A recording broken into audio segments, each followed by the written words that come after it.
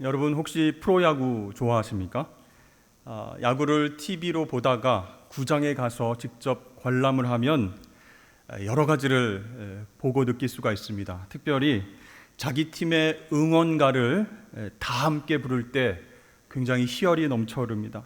한두 사람이 아니고 몇천 명 이상의 팬들이 이 떼창을 부르는 장면은 한마디로 장관이다라고 말할 수 있습니다. 많은 구단들이 있는데요. 그 중에서 롯데 자이언츠, 그 응원 문화는 참 개성이 넘치고 참 낭만이 있다 이런 생각이 듭니다. 지금은 환경 문제로 인해서 사라졌지만 예전에는 신문지를 잘 찢어가지고 흔들면서 응원을 했고요.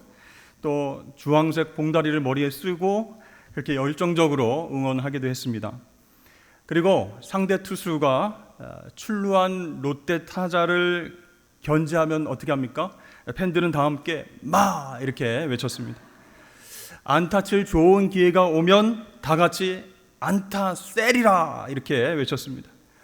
이렇게 우리나라 프로야구 경기는요, 각 팀의 선수들의 응원가가 따로 있을 정도로 응원의 열기로 넘쳐나는 것 같습니다. 이 롯데 팬들이 가장 사랑하는 이대호 선수, 이 이대호 선수가 등장할 때 나오는 음악이 있습니다. 대호, 대호 이렇게 이름을 막 불러줍니다. 근데요, 이렇게 등장할 때 나오는 음악도 있는데 응원하는 노래도 따로 있어요. 오 롯데 이대호, 오 롯데 이대호. 이 정도면 롯데 찐팬으로서 증명을 한 것이 아닌가 이런 생각이 드는데요. 네, 여러분, 이런 K 응원 문화가요, 지금 미국 메이저리그로 전파됐어요. 지금 메이저리그에서 활약하고 있는 우리나라 선수가 있는데요. 우리 김하성 선수, 이정우 선수, 이 선수들이 타석에 딱 등장하면 미국 팬들이 한국 프로야구 응원의 문화를 이어받은 것처럼 이름을 막 부르면서 응원을 해줍니다. 깜짝 놀랐어요. 하성, 김 이렇게 응원하기도 하고 정후리 이렇게 응원을 합니다. 선수들은 어떤 기분일까요? 팬들이 정말 미국까지 날아가서 메이저리그에서 열심히 야구를 하려고 하는데 자기 이름을 불러주니까, 다른 선수들 등장할 때는 그런 것 없는데 우리 한국 선수들이 등장할 때 한국 프로야구 그런 응원 문화를 접합해서 그렇게 응원해 주니까 얼마나 힘이 나겠습니까? 이번엔 잘 쳐야지, 팀에 도움이 좀 돼야지, 이렇게 동기부여가 되고 더 잘하려고 노력하게 된다는 것이죠. 자, 이렇게 이름이 불려진다라고 하는 것은요, 그 사람이 누구인지 또 무엇을 해야 하는지를 드러내주는 정체성이다라고 말할 수가 있습니다. 오늘 본문 26절을 보면 성경에서 처음으로 그리스도인이라고 하는 이름이 등장하게 됩니다. 어디에서요? 안디옥에서부터 처음 불려졌다 이렇게 나와 있죠. 그곳에서 처음으로 사람들이, 예수 믿는 사람들을 그리스도인 이렇게 이름 지어서 부르기 시작했습니다. 그리스도인, 크리스티아노스라고 하는 단어의 본래 의미는 누구누구에게 속한 자, 누구누구를 따르는 자 이런 뜻입니다. 그래서 로마 황제 가이사에게 속한 자는 카이사리아노이 이렇게 별칭을 불렀습니다. 황제를 따르는 노예들 이런 뜻입니다. 고대 로마 시대에 공무원들이 있었는데요. 예를 들면 회계사, 재무 담당관, 또 경찰, 이 사람들은 대체로 황제에 속한 노예들이었습니다. 그래서 그들은 시민들을 섬기는 시민의 종들이다, 시빌 서번츠다 이렇게 불렸다는 것이죠. 자, 오늘날에도 공무원들을 공복이라고도 하는데요. 그것은 공적인 노비 이런 뜻입니다. 국민을 섬기는 종 이런 뜻을 갖고 있습니다. 자, 이렇게 볼 때 문자적으로 그리스도인 무슨 뜻이겠습니까? 그리스도에게 속한 노예들 또는 그리스도를 따르는 추종자 이런 뜻이라는 것이죠.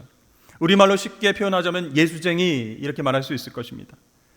자, 예수쟁이 어감이 어떻습니까? 부정적인 뉘앙스도 있고 긍정적인 뉘앙스도 있습니다.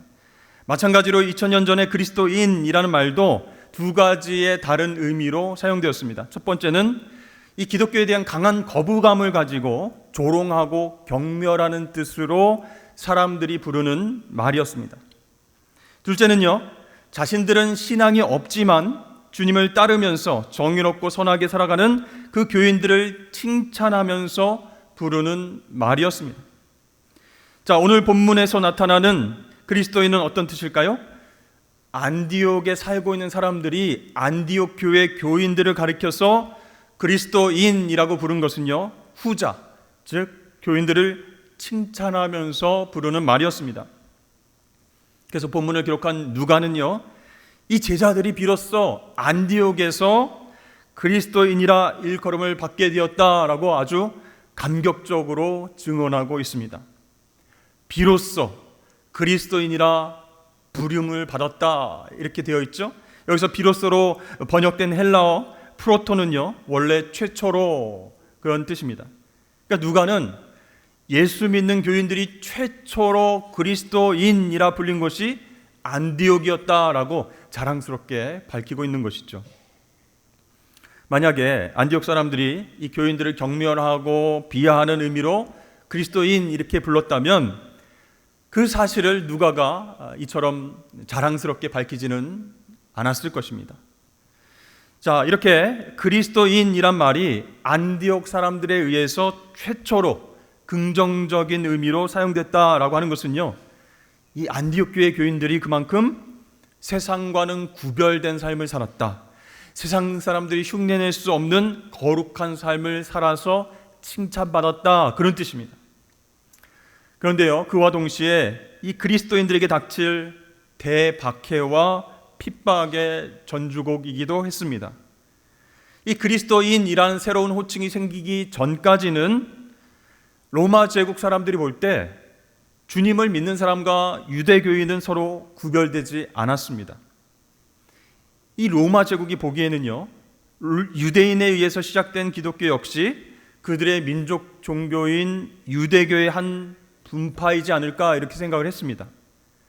자, 당시 유대교는 로마 제국에 의해 공인된 합법 종교였습니다. 로마 제국은 이미 2000년 전 그 전통을 지닌 유대교를 허락함으로써 유대인에 대한 식민 통치를 좀 더 수월하게 할 수 있었죠. 그러므로 정치적 목적이 아닌 한 이미 공인된 유대교 내에서 어떤 분파가 생겨나든 상관할 필요가 없었습니다. 그런데요, 주님을 믿는 사람들이 세상 사람들에 의해서 유대교인이 아닌 그리스도인 이렇게 불리기 시작했다는 것은요, 기독교가 유대교와는 전혀 다른 차원이었다, 그런 뜻입니다. 자, 기독교가 합법적으로 공인된 유대교와 다른 종교라고 한다면 로마 제국 입장에서 볼 때 그것은 불법적인 신흥 종교가 되는 것입니다. 그렇다면 기독교는 그냥 내버려둬서는 안 되는 종교가 되는 것이죠. 자, 당시 로마 제국이 기독교를 말살하려 했던 데는 그럴 만한 이유가 여러 가지가 있었습니다. 이 로마 황제는 스스로 자신을 신이라고 자처하면서 황제 숭배를 요구했죠. 그러나 삼위일체 하나님을 유일신으로 믿고 있는 그리스도인들은 이 황제의 신성을 부정하는 그런 불순한 무리였습니다. 또 그리스도 안에서 모든 사람을 평등한 형제 자매로 간주하는 그 그리스도인들은요, 당시 사회를 지탱했던 노예제도와 신분제도를 부정하는 반체제 집단으로 보였다는 것입니다. 또한 성찬식을 행하면서 식인종처럼 주님의 살과 피를 먹고 마신다, 이런 소문이 퍼지게 됐습니다. 그래서 로마 제국 사람들은 그리스도인들은 사회의 미풍양속을 해치는 비도덕적인 범죄자들이다, 이렇게 생각을 했던 것이죠.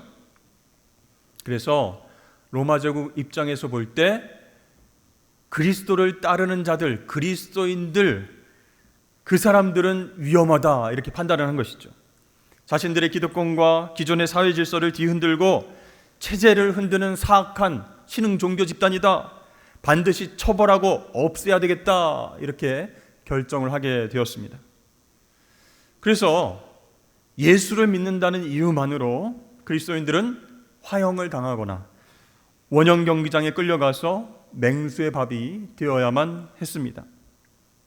그러니까 안디옥에서 주님을 따르는 사람들이 그리스도인이라고 불리기 시작한 이후부터 이런 로마 제국의 박해와 핍박이 거세어졌다라는 것이죠.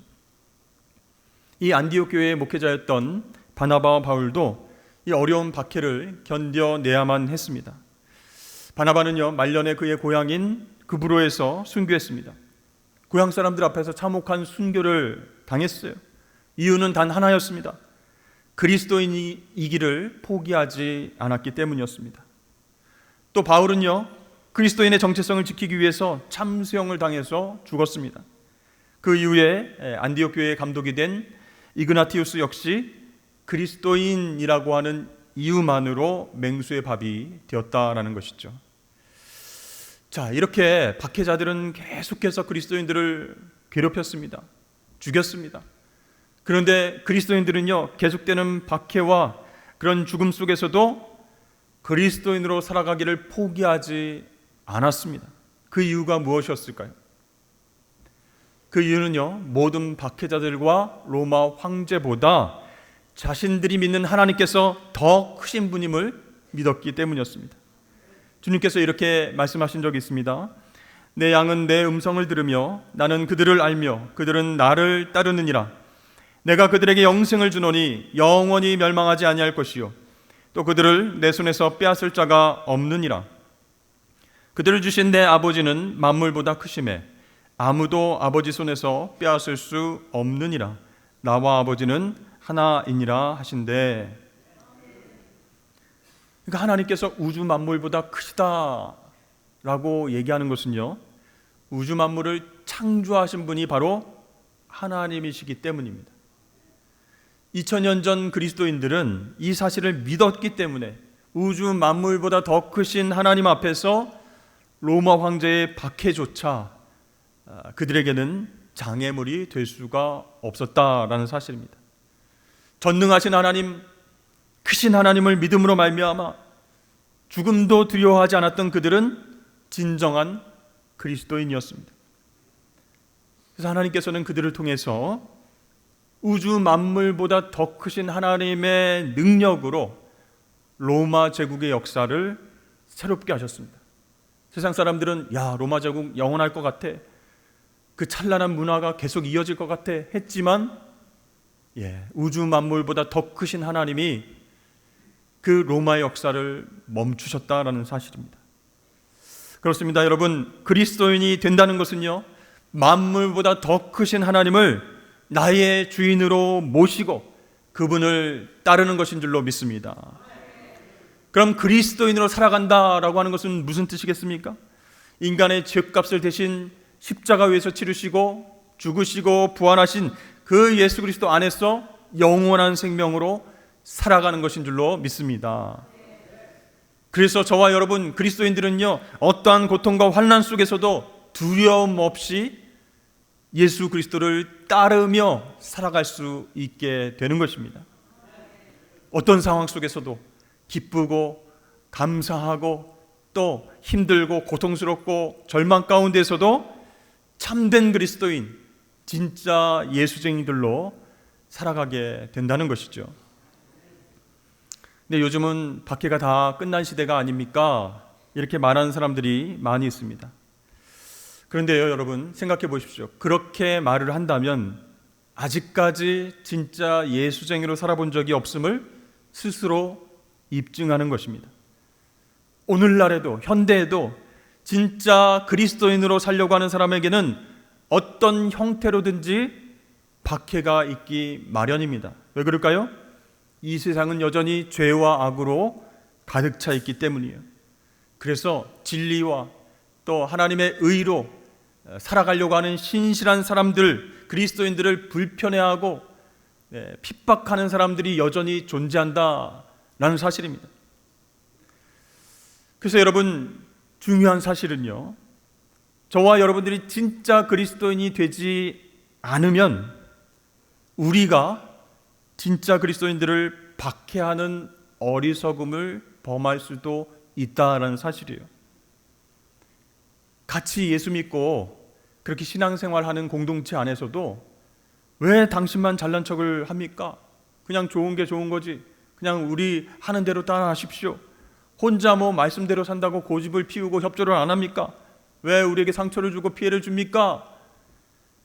오히려 진짜 그리스도인으로 살아가려고 하는 사람들을 상처 주는 일을 우리가 행할 수도 있게 된다라는 것이죠. 언제요? 내가 진짜 그리스도인으로 살아가지 않으면, 상대방이 진짜 그리스도인으로 살아가는 것을 참다 못해서 상처 주고 박해줄 수 있다라는 것이죠. 그렇다면 사랑하는 성도 여러분, 우리가 그리스도인으로 진짜 예수 그리스도를 따르는 사람으로 살아가려면 어떻게 해야 되겠습니까? 첫 번째는 내가 원래 그리스도에게 속한 종이다라는 정체성을 늘 기억해야 된다는 것이죠. 내가 주인이 아니라 종이라는 사실입니다. 누구를 따르는 종이에요? 예수님을 따르는 종이에요. 예수쟁이에요. 그런 신분적 자각이 매번 필요하다라는 사실이에요. 여러분, 종은요 자신의 마음대로 살아가지 않습니다. 주인 말씀에 귀를 기울이고 그 말씀대로 순종하며 살아가는 사람이에요. 근데 많은 분들이 나는 주님을 따르는 제자입니다, 주님의 종입니다, 이렇게 입술로 고백하면서도 사실 그렇게 살지 못할 때가 많이 있습니다. 가룟 유다처럼 예수님을 배반하고 본전을 좀 찾고 싶다라고 하는 마음으로 신앙생활 할 때가 종종 있다는 거예요. 여러분, 가룟 유다 굉장히 똑똑한 제자였습니다. 은 30에 자신이 3년간 따랐던 스승이자 메시아 예수님을 배신한 이유는 무엇이었을까요? 아마 3년 동안 열심히 주님을 따라다녔는데 아무것도 남지 않을까봐 본전 심리가 크게 작용했을 것 같습니다. 이 가룟 유다가 엇나가기 시작할 때는요, 예수님께서 이런 말씀을 하신 직후에요. 내가 너희를 곧 떠나게 될 것이다. 내가 곧 사람들에게 붙잡혀서 죽게 될 것이다. 이런 말씀을 하신 직후에 가룟 유다가 흔들리기 시작했어요. 유다를 비롯한 제자들은요, 하나같이 모든 것을 버리고 예수님에게 미래를 걸고 그분을 따라왔습니다. 희생을 감수하고 예수님만 붙잡은 사람들이에요. 그렇기 때문에 그 제자들이 예수님을 통해서 기대하는 바가 엄청 컸다라는 것이죠. 예수님을 끝까지 따라다니면 나중에 어떤 자리를 좀 얻을 수 있을 거야, 좀 성공할 수 있을 거야, 명예로운 자리에서 돈 좀 만질 수 있을 거야. 여러분, 이렇게 본전 심리가 있는 사람은요, 예수님을 따르면서도 보상과 축복만 바라게 된다는 것이죠. 그러다가 원하는 것을 얻지 못하면 어떻게 합니까? 언제든지 교회를 떠나고 신앙을 포기하게 됩니다. 내가 그리스도의 종이다라고 하는 사실을 잊어버리고 주인처럼 살아가려고 하기 때문에 예수님 나한테 주는 건 없어? 당장 이익이 없어? 그러면 주님을 따라가지 않겠다, 이렇게 결단을 한다는 것이죠. 그런 제자들의 모습을 생각해 보면 지금 우리가 지금까지 예수님을 배신하지 않은 것, 그것은 하나님의 은혜다라고 할 수 있습니다. 하나님의 은혜가 아니었으면 우리도 은 30에 예수님을 팔아넘겼던 가룟 유다와 다를 바가 없었을 것입니다. C.S. 루이스는 이렇게 말했습니다. 우리는 예수 그리스도를 바라보는 동안만 그리스도인이다. 예수 그리스도를 바라보는 동안 주님이 나를 지배하기 때문이다, 이렇게 말했습니다. 그렇습니다. 여러분, 우리가 오직 예수님 한 분만 따르는 것 그 하나만으로 만족하지 못한다면 우리는 더 이상 그리스도인이 아니게 됩니다. 그리스도에게 속한 자, 그리스도를 따르는 자, 종이 아니란 뜻이에요. 여러분, 저를 한번 따라 하실 수 있기를 바랍니다. 주 예수보다 더 귀한 것은 없네. 예수밖에는 없네. 아멘. 주님을 따르는 것, 그것 자체가 만족이고 감사하고 기쁨이 될 때에 우리는 진정한 그리스도인으로 살아갈 수 있게 될 줄로 믿습니다. 그러니까 예수를 믿어도 복을 위해서, 이익을 위해서, 성공을 위해서 주님을 따른다라고 하는 것은요, 가룟 유다의 길을 따르는 것과 마찬가지다라는 것이요. 그러면 명목상 그리스도인, 이름뿐인 그리스도인이 되어서 세상 사람들이 손가락질할 겁니다. 아이고 성공하려고, 아이고 뭘 얻기 위해서 교회에 나가는구만. 믿지 않는 사람들도 다 알게 되는 것이죠. 여러분, 예수님이 우리 인생에서 가장 귀한 주인이 되심을 믿으십니까? 우리는 그분을 따르는 종이라는 그 신분을 기억하기 위해서 날마다 주인 되시는 예수님을 바라봐야 할 줄로 믿습니다. 두 번째, 어떻게 해야 진짜 예수 그리스도에 따르는 사람들이 될 것인가? 비록 세상이 우리를 조롱하고 멸시한다 하더라도 우리는 분노하고 반박하기보다 오히려 우리의 변화된 삶을 통해서 그런 조롱과 경멸을 칭찬과 존경으로 바꿀 수 있도록 힘써야 된다라는 것이죠. 저와 여러분도 그렇게 살기를 원합니다. 그런데요, 변화가 그렇게 쉽게 찾아오지 않는다는 것이죠. 가만히 있는데 시간이 지난다고 해서 사람들이 칭찬하는 인격과 신앙이 만들어지지는 않는다는 거예요. 어떻게 해야 되겠습니까? 날마다 하나님 앞에 나아가는 경건의 시간을 확보해야 합니다. 그런데요, 우리 마음 가운데 하나님을 경외하는 마음이 없으면, 하나님을 사랑하고 두려워하는 마음이 없으면 그 경건의 자리로 나아가지 않으려고 해요. 하나님 앞에 나아가서 묻지 않게 됩니다. 그냥 세상 지식과 경험에 묻고, 챗 GPT에 묻고, 인터넷을 찾아서 그 정보에 묻고 그렇게 생활하게 된다는 것이죠. 여러분, 사탄이 우리를 이렇게 유혹합니다. 하나님 앞에 나아가면 저 사람이 하나님의 지혜를 받을 것을 잘 알고 있기 때문에 하나님 앞에 나아가는 시간을 방해하는 것이요. 예를 들어서 어떤 큰 문제를 가지고 있는 성도가 있습니다. 이분이 주일날 교회에 가서 예배를 드리고 선포되는 말씀 가운데 그 인생의 문제를 해결해 주시는 하늘의 지혜를 깨달을 수 있다라고 하는 것을 우리도 알고 있지만 사탄도 잘 알고 있어요. 그래서 어찌하든지 예배에 참석하는 것을 방해한다는 것이에요. 중요한 사업 계약을 앞둔 성도가 있습니다. 그날 아침에 계약하기 전에 큐티를 하려고 성경책을 펼치면 그 말씀 안에 하나님의 지혜가 있다는 것을 알기 때문에 사탄이요, 바쁜 일을 핑계로 방해하는 겁니다. 지금 오늘 중요한 사업 계약인데 무슨 큐티할 시간이 있어? 빨리 어떻게 사업 그 파트너를 만나가지고 어떻게 얘기할 건지 고민하고 계획을 짜야지. 지금 큐티할 시간이 어디 있어? 방해를 하는 겁니다. 자, 그런 유혹들에 계속 노출되게 되면 그 사람은 하나님이 아니라 세상에 무릎을 꿇게 됩니다. 그리스도를 따르는 제자의 삶을 살지 못하게 된다는 것이죠.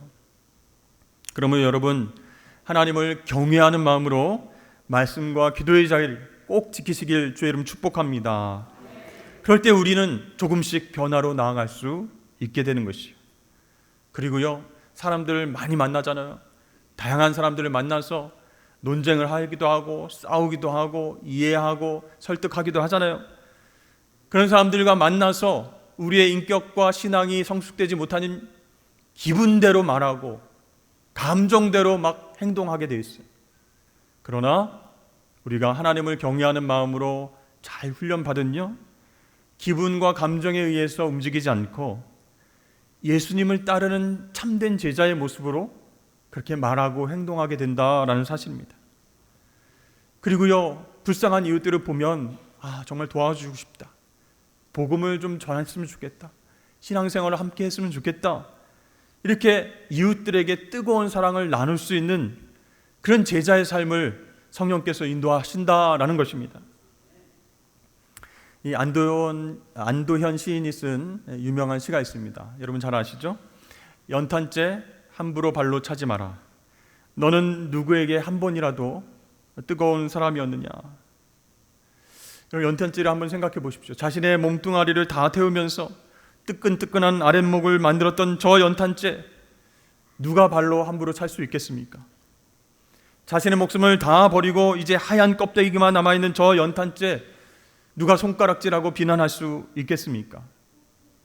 근데 여러분, 우리는 예수님을 따르는 그리스도인으로서 누구에게 진실로 뜨거운 사람이었던 적이 있었는가 생각해 보았으면 좋겠습니다. 가만히 돌아보면 옛날엔 그렇게 뜨거웠는데요, 지금은 아닌 것 같아요. 그렇게 뜨거웠던 예수님과의 첫사랑이 식어버리고 불어오던 바람조차 성령의 음성으로 들렸던 그 아름다운 교제가 다 식어버리지는 않았습니까? 여러분, 오늘 말씀을 생각하시면서 그리스도인으로 살아간다라고 하는 것은요, 그리스도의 종으로 매여서 살아간다라는 뜻입니다. 주님을 매일매일 바라볼 때만 그렇게 살아갈 수 있는 거예요. 내가 주인이란 착각을 내려놓고 주님만을 바라보면서 그분의 말씀에 집중하고 순종하는 삶을 살아갈 수 있습니다. 그렇게 되면 주님의 마음을 품고 가족들을 다르게 바라보게 됩니다. 교인들을 바라볼 때, 이웃들을 바라볼 때 예전과는 다르게 돼 있어요. 주님의 심장으로 뜨거운 마음으로 섬기고 싶다, 사랑하고 싶다, 복음을 전하고 싶다, 그렇게 그리스도를 따르는 참된 제자의 삶을 살아가게 될 것입니다. 여러분, 안디옥에 살고 있었던 사람들이 안디옥 교회 교인들을 향해서 정말 그리스도를 닮은, 그리스도를 따르는 제자들이구나 칭찬했던 것처럼 여러분 주변에 있는 이웃들이 정말 산성교회를 다닌다고 하는데 정말 예수님을 닮은 성품으로, 인격으로, 영성으로 그렇게 살아가시는구나 칭찬 드릴 수 있는 저와 여러분 되시기를 주의 이름으로 축복합니다.